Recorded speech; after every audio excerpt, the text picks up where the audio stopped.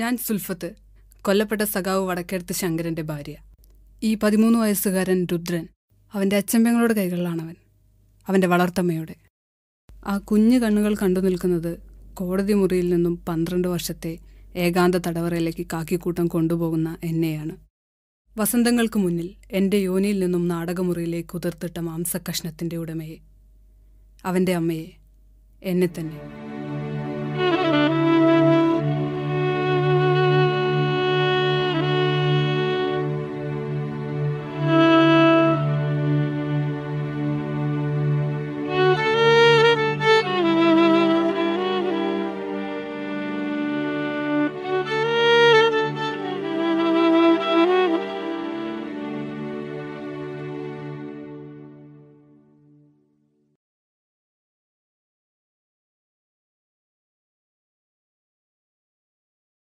ആത്മീയതയും വൈകാരികതയും സ്വന്തം തൂലികയിൽ പകർന്നാട്ടം നടത്തുമ്പോൾ കറകളഞ്ഞ ശുദ്ധ സാഹിത്യാവിഷ്കരണ പ്രഭാവത്തിന്റെ പുത്തൻ ആവിഷ്കരണത്തിനാണ് രുദ്രൻ ജന്മം കൊടുത്തുകൊണ്ടിരിക്കുന്നത് എന്ന് നമുക്ക് സ്മരിക്കാം. യുവ നോവലിസ്റ്റിനുള്ള സംസ്ഥാന അവാർഡ് കരസ്ഥമാക്കിയ രുദ്രൻ എസിനെ വേദിയിലേക്ക് ക്ഷണിക്കുന്നു. ഇങ്ങള് നാളെ പോവാലേ?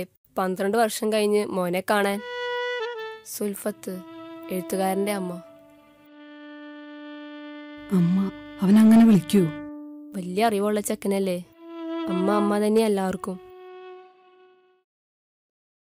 ഓർമ്മകളിലേക്കുള്ള എൻ്റെ തിരിച്ചുവരവ്, കബന്ധത്തിൻ്റെ മ്രാളനം കാട്ടുചീവിടിൻ്റെതായി എൻ്റെ ഫിരകളെയും കണ്ടത്തെയും ഒരുപോലെ നീട്ടുന്നു. ഇപ്പോൾ ഞാൻ ആ 13 വയസ്സുകാരനാണ്. എൻ്റെ ഗൃഹാതുരത്വത്തിൻ്റെ ഇതൾ പൊഴിക്കുന്ന ശിശിരം വീണുറങ്ങുന്നത് ഈ മണ്ണിലാണ്. ഈ മണ്ണിലെ പുല്ലിനും കല്ലിനും ഉറുമ്പിനും അറിയാമെന്നെ. ഭ്രാന്തമായ എൻ്റെ നിലവിളികളെ ശ്രവിച്ച കാതുകളാണ് എൻ്റെ ചുറ്റുമുള്ള ഈ മരങ്ങളുടെ. ഇന്ന് തീരുമാനങ്ങൾക്കൊടുവിൽ 12 വർഷത്തിന് മുന്നിൽ നിന്നുമുള്ള തുടർദിനം. എല്ലാം ഇന്നലെയുടെ രാവിൽ സ്മൃതി അണഞ്ഞ പോലെ. അച്ഛൻ ഓർമ്മകളുടെ വിരൽത്തുമ്പിൽ നിന്നും വീണ് ചിത്രിയ രക്തത്തുള്ളി കണക്കെ എന്നിൽ നശ്വരമായി ചേർന്നതാണ്. നാളെ സൺഡേ, രക്തകരങ്ങളുടെ പ്രകാശനം, എൻ്റെ കഥ.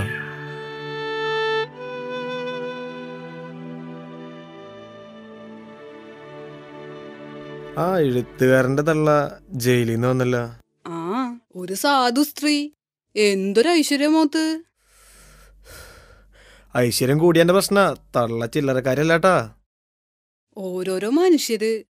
അകത്ത് വെച്ച് വലിക്കാണ്ടിരുന്നു നിങ്ങൾക്ക്?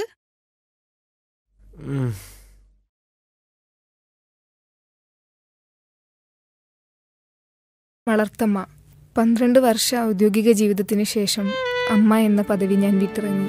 എൻ്റെ ഗർഭപാത്രവും മുലഞ്ഞിട്ടുകൾ പോലും വിശ്വസിച്ചു രുദ്രൻ എൻ്റെ ചോരയാന്ന്. ഒരു മച്ചിയായ വിധവ പിന്നെയും ഏകാന്ത തടവുകാരിയായി. എൻ്റെ മകനിന്ന് അവൻ്റെ അമ്മയെ കിട്ടി. അമ്മ എന്ന 2 അക്ഷരത്തിനുള്ളിലെ ലോകം നഷ്ടപ്പെട്ടിരിക്കുന്നു എനിക്ക്. വീണ്ടും മച്ചിയായ വിധവ.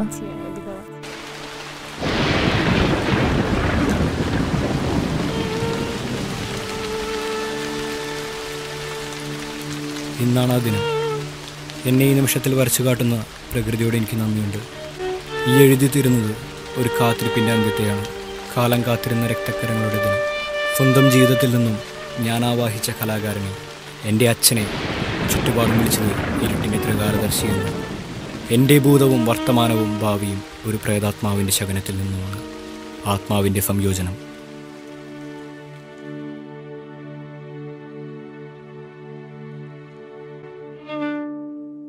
എൻ്റെ അച്ഛൻ, മകനെ സ്നേഹിച്ച അച്ഛൻ, അമ്മയെ സ്നേഹിച്ച അച്ഛൻ, വിഡ്ഢിയായ അച്ഛൻ, വേശ്യയുടെ ഭർത്താവ്, ചത്തു മലച്ചു കിടക്കുന്ന ഇവളാണ് വേശി.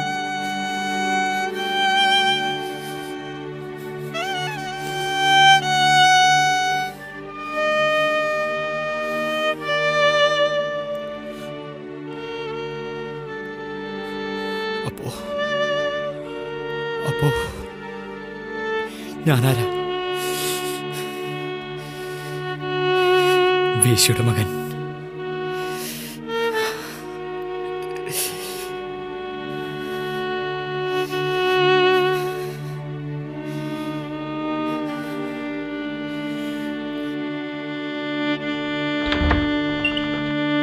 ഇതെന്താ രുദ്ര? ദേവി, എന്താ മോനെ ഇത്? അച്ഛനെ കൊന്ന വേശ്യയെ ഞാൻ കൊന്നു. അച്ഛൻ ചിരിക്കണ്ട് അമ്മ. ആ ശവം കണ്ട്